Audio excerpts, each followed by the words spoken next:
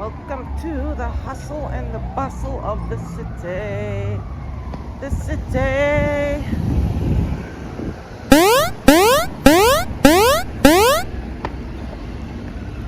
I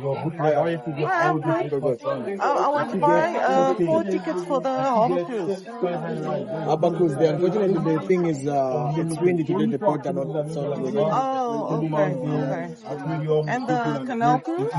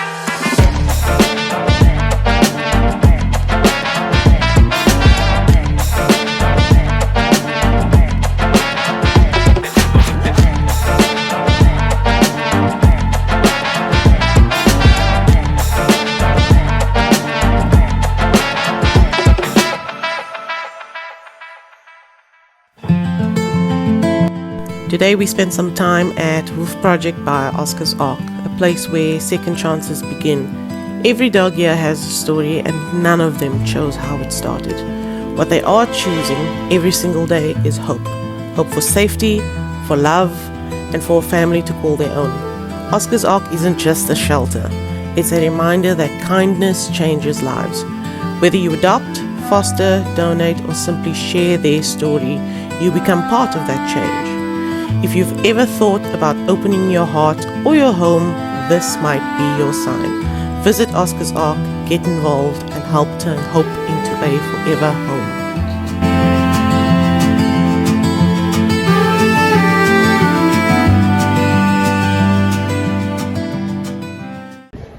Okay, where to now? Long Street.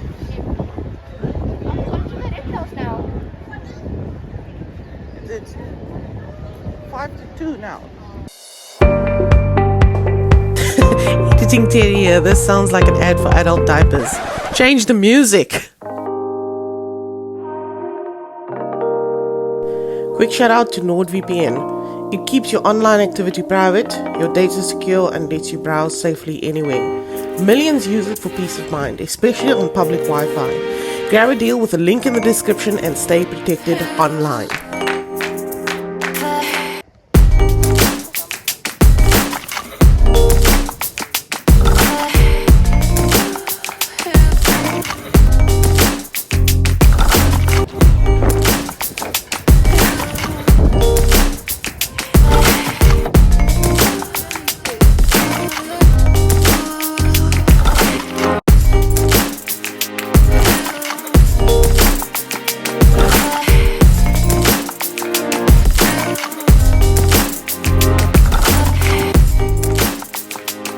One eternity later.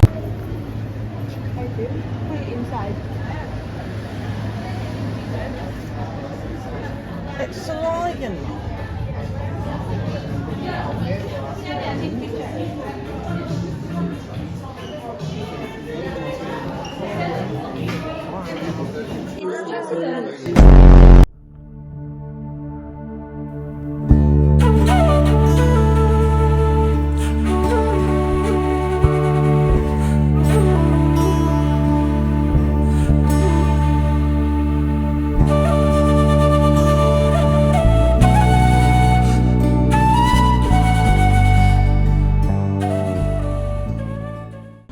Yo, just hopping in quickly to say these city sightseeing buses are awesome. If you are a local, hop on the red route or the blue peninsula route and go and see the city, see the place that you live in. You can see some awesome things on these buses, and that's urban safari right there.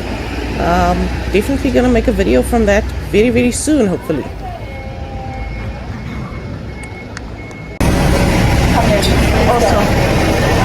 Walking tour. Hello, are you coming on a walking tour? Historic.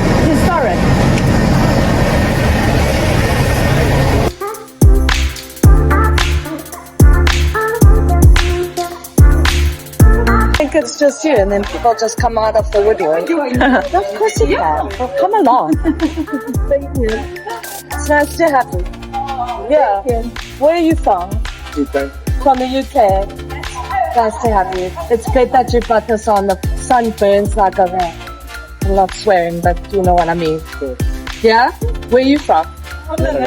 Did you bring me stroopwafels? No! Don't say no. Come on, man. I know. Yeah, you know, but no, you're not enough. Yeah. Not even any cheese whatsoever. No cheese, no herring, like nothing, bro. Nothing. It's fine. Yeah. Maybe next That time kind. then. Yeah, next time we can do. Good. I'll give you my address. You can just post them on through. I don't know if this person wants to park here or not. Oh, yeah. I don't know. And over here we've got Kales. Girls are Yeah, these are locals here. They just live down the Hawkie. How often do you come to town? Not very often. See, it's like that. But town's cool. It's working, you know. My name's Jennifer. History tour, right? Hour and a half. So, just a couple of things that I'd like to get through before we get going. One is on safety in the city. We do have one of the highs. Are you recording me? Not anymore. It's so distracting. Like, Sorry. yeah, it's so bad. Like, I can't see me at all. So, safety in the city. We have one of the highest crime rates in the world. It is opportunistic crime for the most part, okay? So a couple of things. There is a syndicate in town that does steal necklaces. So in the past, I would say take it off if it's valuable. Now I just say take it off. Yeah. People often say they've got a child, a sick child. Please buy baby formula or nappies, fish oil, milk, bread. Hi, how's it going? Hi there. Cool. Where are you from? Germany. Germany. I was almost gonna miss you. Where are my Germans? Yeah. We've got England, we've got locals, and we've got Holland. We've got Germany on the hood. So, they'll say we've got a child, a sick child, please buy baby formula, bread, milk, all of this fine. You buy it because you want to help. What they do is they just take it back to the corner shop and split the proceeds with the owner, right? So the city has asked us to please not give out money to people because we have a drug problem. If you do want to give back to the people, there's a very good organization called U-Turn. Excellent. And also we do eat quite a lot over here. If there's too much food on your plate and you can't finish it, just ask your waiter for a takeaway box. They will give you it and you can offer it to a hungry person. It is not an insult to offer food to people, where in England it very much is. And then these drivers, we are not in Germany. Okay, we know it. They are still drinking and driving. So just mind yourselves. Just because the traffic light is red, it doesn't mean they're going to stop. Okay, so, and when I'm walking by myself, I never push a button and wait for my light to pass by.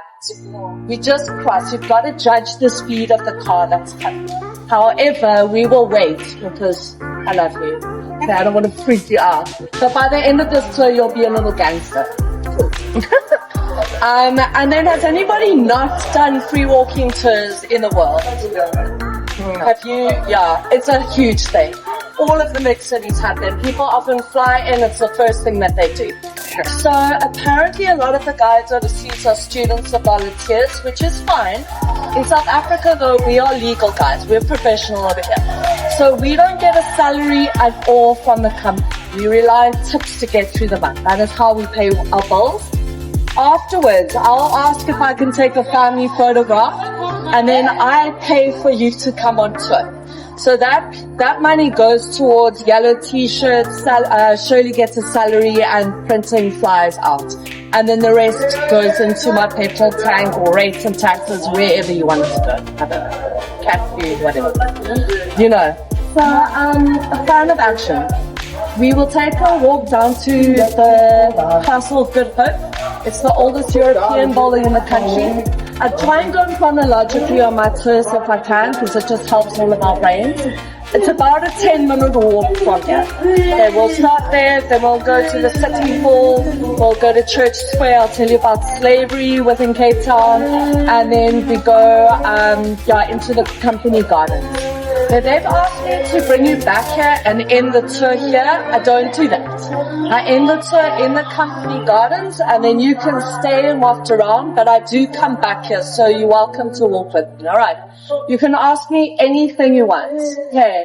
All right. You don't know yet, but I am your friend. Okay. You know that. We're already friends. Yeah. Cool. Okay. Come. You good?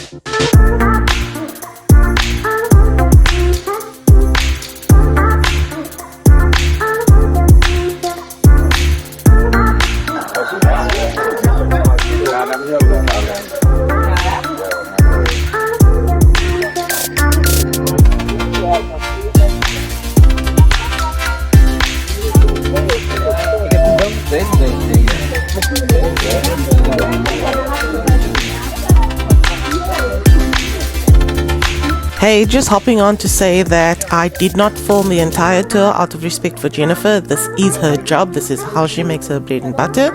So I filmed the first bits of the tour, but there's so much more that you can learn from Jennifer on these walking tours. It is amazing. So go to Long Street at the City Sightseeing Office and hit Jennifer up. Go on a tour with her. See what you can learn from her. There's so much that she has to offer. Oh, and one thing I didn't notice, but I do have a credit card machine in my bag because I'm really smart. So if you don't have cash, no problem. I learned the hard way sometimes. So just a quick little bit. So this is Green Market Square. This is the second oldest market place in the country. So this is where the slaves and the farmers would have come to sell their fresh produce. And this building over here, this is the old town hall. It was built in 1755. It's been closed for, I don't even know how many years. We're talking decades now, but it did just open 2 months ago.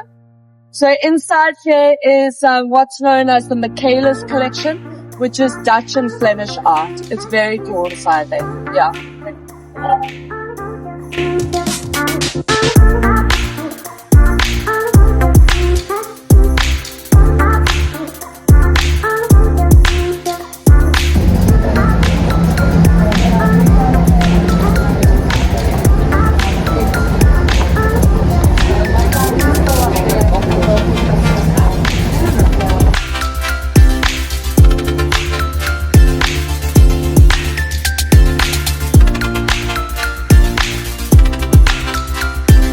So I'm going to start the tour properly on the other side there, just to show you. This road is called Baton Pun Street, which means outside. So it used to be a whole walk between the Central Business District on this side and then District 6 on this side. Right, and the red building with the red roof, the painting outside. That's the District 6 Museum. Okay, very good. This is the home of, recently become the home of the Desmond Tutu and Deer Foundation. Tomorrow, Sunday is not a good museum day. If you want to do museums, Monday is your day. Okay.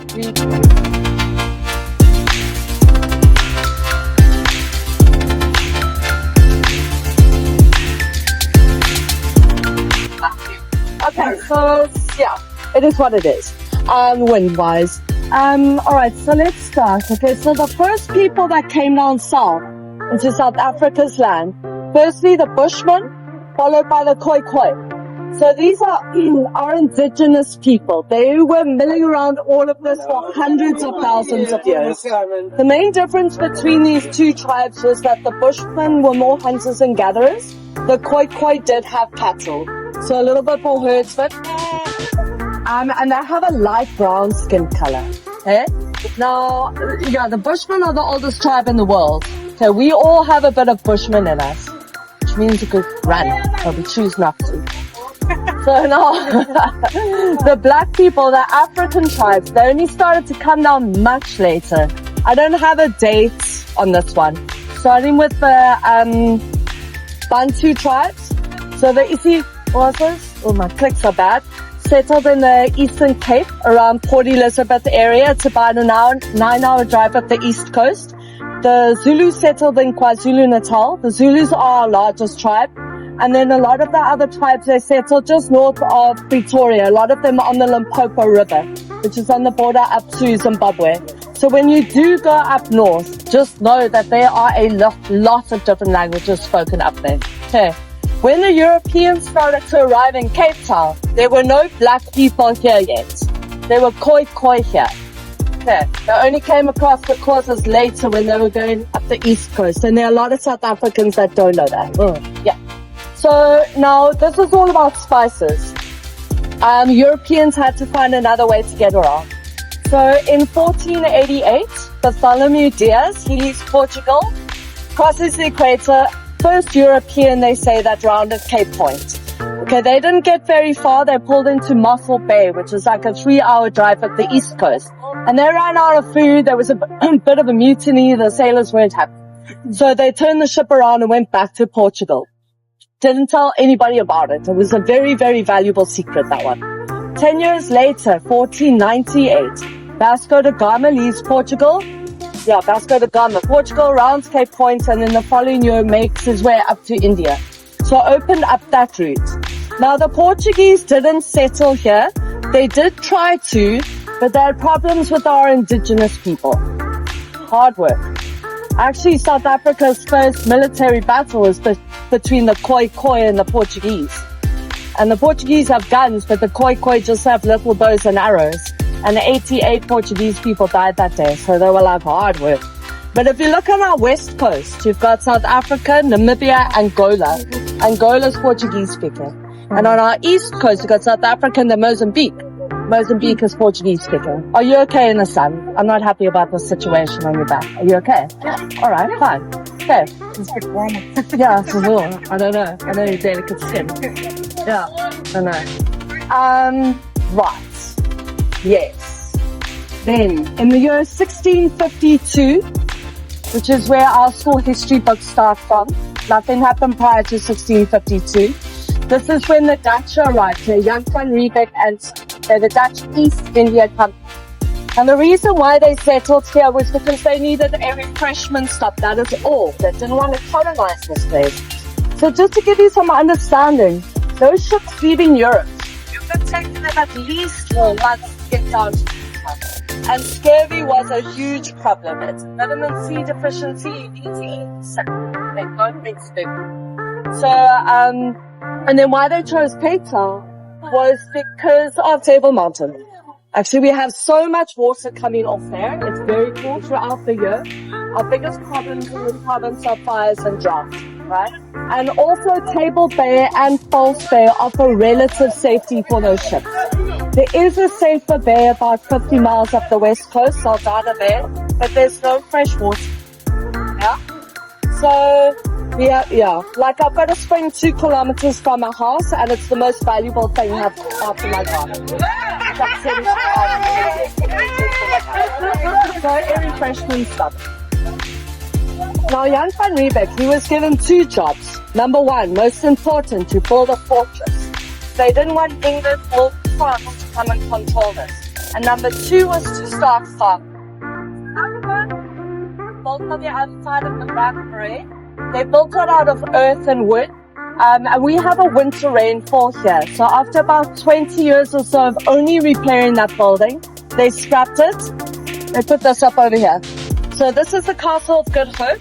This is the oldest European building in the country. Okay, technically it is a fortress because it was built for defense. This building never shot 1 cannon off, not on purpose. 1 did go off by mistake. It happened. So I don't know why, like this is the main entrance here, but why did the Dutch initially build the main entrance on the beach there? Because you see those palm trees? that main road is called Strand Street, which means beach. All of that land from those palm trees and beyond, it's all reclaimed land. So the Dutch built the main entrance on the beach and it was flooded all the time. Why? I don't know. So they had to move it around here. It is a French design. So from the top it looks like a 5-pointed ninja star. But very central. People used to live in here. The first baker was in there. The first sermons were held in there. In the clock tower, the oldest clock in the country, comes from Holland. But they used to ring that bell every hour so that everybody around town knew what time of day it was. Yes. Now to support this building, just in case England or France came down, or someone else, around this whole coastline here, or previous coastline, the Dutch built batteries to support this. So when the English came the first time was in 1795, they came in through the back door. So they dropped anchor in Simonstown, they marched to Cape Town, they asked the Dutch if they could control the Cape. The Dutch said no, so they went back to Holland, back to their ships, and we had the Battle of Muizenberg, which kind of lasted about one day. The English did win that, but the English were very kind of thinly spread out through the world. So we were actually given back to Holland about 3 years later. Again, they didn't want France to control us. And then in 1806, the English came back here again. We had the Battle of Blouberg or Blauberg, which is on the other side of the bay there. That wasn't fun. That lasted about 2 weeks. A lot of people died in that battle. The English won it, and then they held on to us. So from 1806, we're English. Yeah. Yeah. Yeah. I never know where to stop. There's so much I have. I'm like, I don't know. Do you have any questions? No, but you can tell much more. Do you want to know something cool about Table Mount? Yes. Sure. I can tell you this. I won't go as far back as 800 million years ago, but anyway. So Table Mountain did grow up out of the sea. It wasn't because of volcanoes. It was due to tectonic plate action. It was actually the Falkland Islands plate, which would have been in the Falkland Islands plate is off Argentina at the moment. But it came in twice and swished our mountains up. So on the top you've got the sandstone. Underneath you've got the granite. The granite is holding that thing up. If it wasn't for the granite, Table Mountain would have eroded away already. So what happens in summertime with this horrible wind that we don't like? I don't know, do you like it? I don't want to speak for you. No, we don't like it. So over Falls Bay by Simonstown, that water evaporates in summer. The southeasterly pushes it back into Table Mountain. It rises up, creates this cloud, condenses on the plants, and then the water flows through the sandstone, finds cracks in the granite, comes out of springs.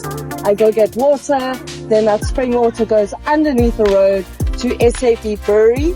I'm a Pilsner drinker. Now you know. Yes? Yes. Yeah.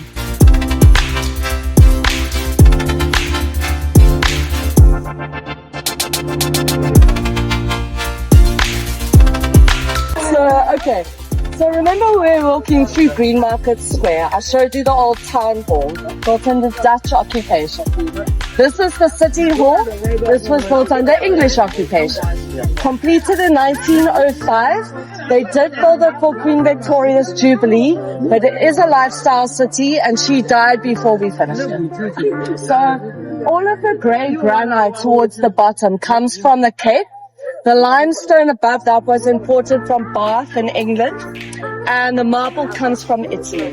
The tower is half the size of the Westminster Tower. There are a lot of buildings like this all over the world. It was quite a popular style at the time. So when I moved here from Johannesburg in 1999, a lot of the municipal offices were in here, was very run down. That's all moved out now. They spent about 2.5 years refurbishing it during COVID. It is stupidly beautiful inside, right? It's open for public hire, so the schools and primary schools, little ones, so brave, put on their school concerts on there. It is also the home of Cape Town's Philharmonic Orchestra. Their concerts have just come to an end in here for now. And then inside here, you've got the Nelson Mandela Museum and the Attic Museum. Both of those are free. You use that door to get to it over there. Okay, they'll be open on Monday again. And then you see the statue of Nelson Mandela. Yeah. Alright, so that's where he delivered his first public speech immediately after being released from prison. So it's on the 11th of February 1990. Okay, they stopped counting. There were more than 250,000 people jammed into the square here, jammed up all of these roads. Very busy. Yeah.